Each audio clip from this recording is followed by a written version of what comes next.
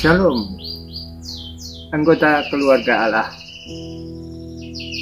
Sebagai dasar renungan kali ini, saya ingin membacakan surat Rasul Paulus kepada jemaat di Roma, pasal yang ke-8, ayat 35, 38, dan 39. Roma pasal 8, ayat 35, 38, dan 39.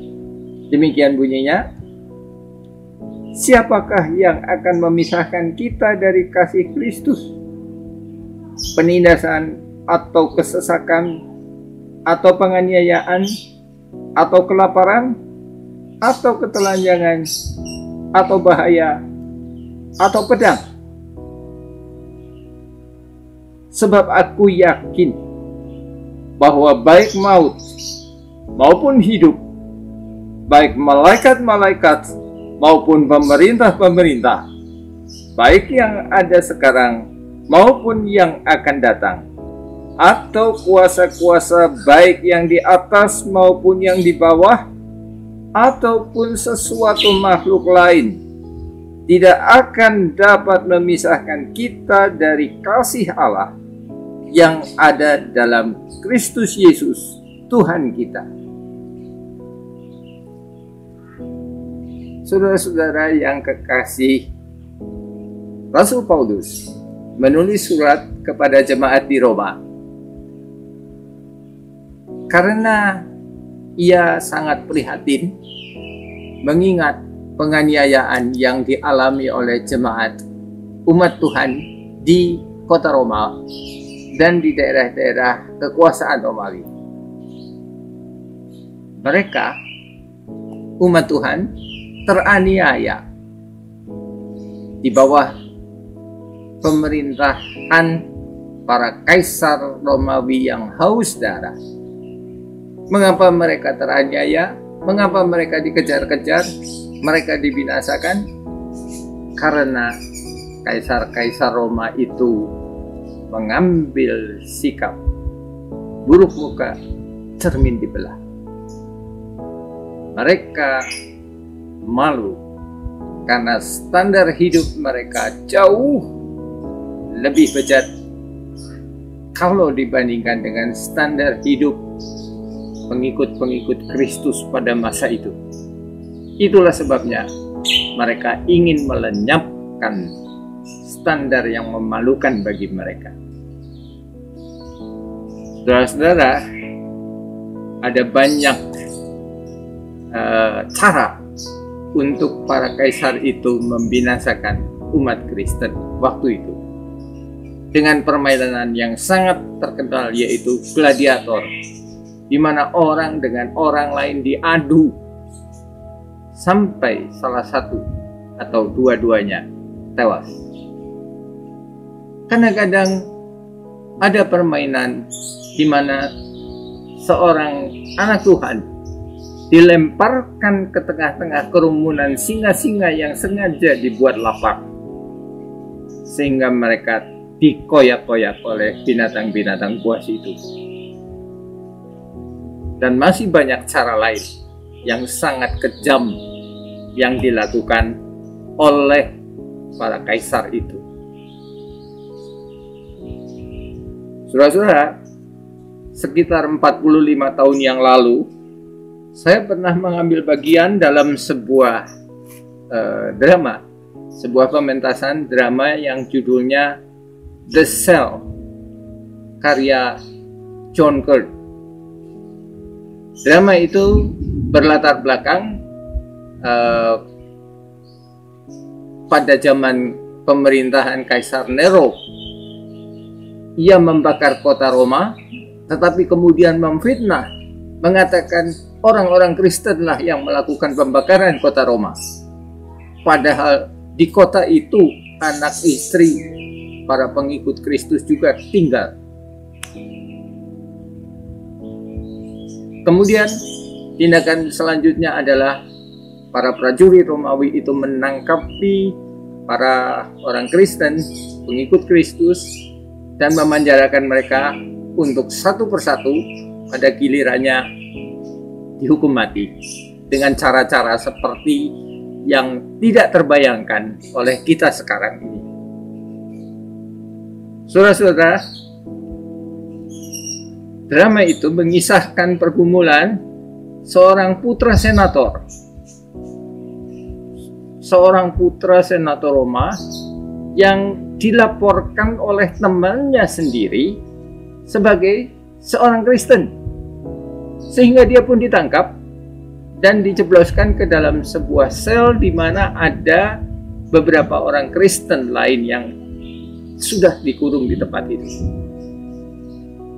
Walaupun maksud temannya adalah dengan main-main, tapi sang putra senator betul-betul mengalami pergumulan berat. Kenapa? Karena waktu akan dibebaskan, sang putra senator ini harus menandatangani sebuah surat yang menyatakan bahwa dia bukan pengikut Kristus. Dengan kata lain, dia harus menyangkal iman Kristen. Padahal diam-diam dia sebetulnya sudah menjadi pengikut Kristus tanpa diketahui oleh siapapun, termasuk orang tuanya sendiri. Terjadilah di situ pergumulan batin yang sangat berat. Tapi syukur, akhirnya sang putra senator ini menang.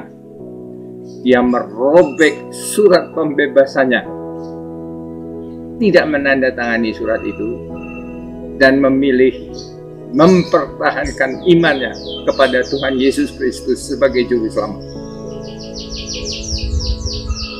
Luar biasa sekali. Ketika tawanan berikutnya akan dijemput oleh seorang prajurit Romawi, sang prajurit Romawi, sang pengawal itu sempat menceritakan cara hukuman mati yang diterapkan, yaitu dengan permainan minum-minum, di mana si terhukum dipaksa membuka mulut, lalu minumannya dituangkan ke dalam mulut sang terhukum. Tentu saja yang dituangkan bukan air anggur, tetapi cairan timah panas.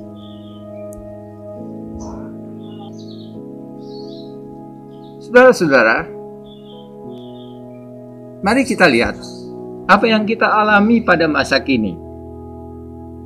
Tantangan kita sekarang ini mungkin berbeda variannya daripada yang dialami oleh umat Kristen di Roma dulu, tapi hakikatnya sama saja. Yang pertama, yang paling sederhana, kita juga mengalami diskriminasi oleh karena iman kita.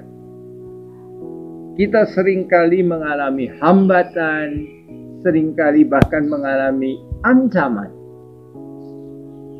Seperti yang ditulis oleh Paulus pada ayat ke-36, Roma pasal 8 tadi, ayat ke-36.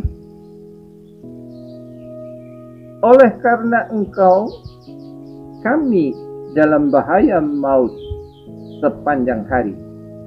Kami telah dianggap sebagai domba-domba sembelihan. Apa bedanya dengan kita sekarang? Banyak saudara-saudara kita yang dianggap domba-domba sembelihan. Saudara,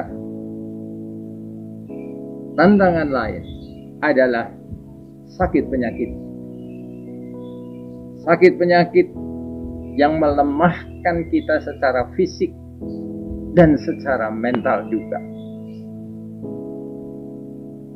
Termasuk yang paling baru, pandemi COVID-19, penyakit corona yang begitu mematikan. Dampak berikutnya adalah kesulitan finansial. Karena banyak orang karena pembatasan sosial berskala besar mengalami kehilangan pekerjaan. Mereka kehilangan nafkah. Mereka kehilangan sumber penghasilan dan menghadapi masalah secara finansial.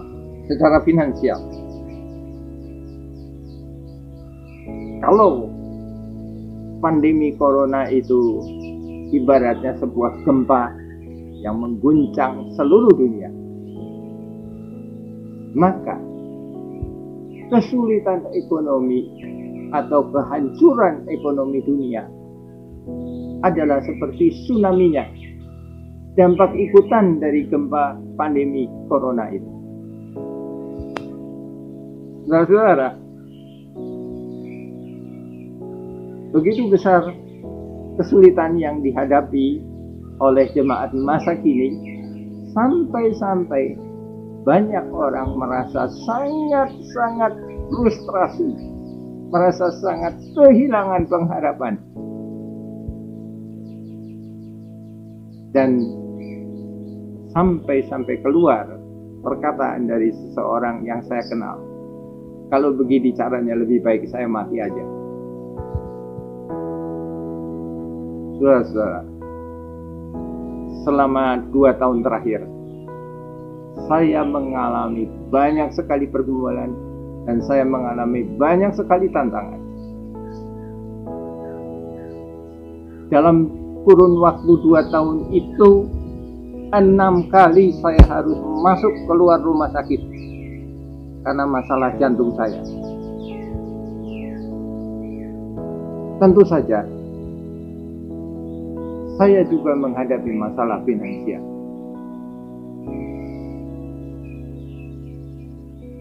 Saya sebagai orang yang hidup sebatang kara, setelah istri saya dipanggil Tuhan, tanpa anak, saya hanya bisa mengandalkan Tuhan.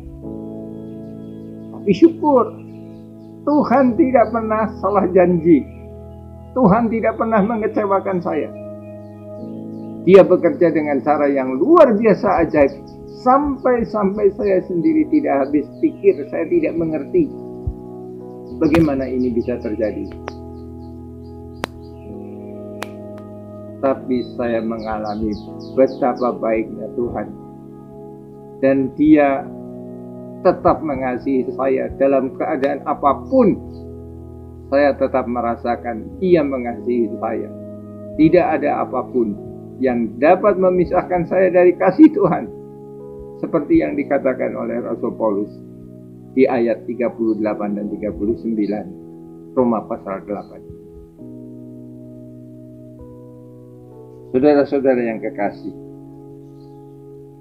bertahanlah. Betapapun sulit keadaan yang kita hadapi, bertahanlah. Karena kita yakin tidak ada apapun yang dapat memisahkan kita dari kasih Allah di dalam Kristus Yesus, Tuhan kita. Amin. Dari Panti Senjarawi, saya Susilo Ibrahim dan rekan saya Satrini Kalingara mengucapkan salam damai. Tuhan memberkati saudara-saudara.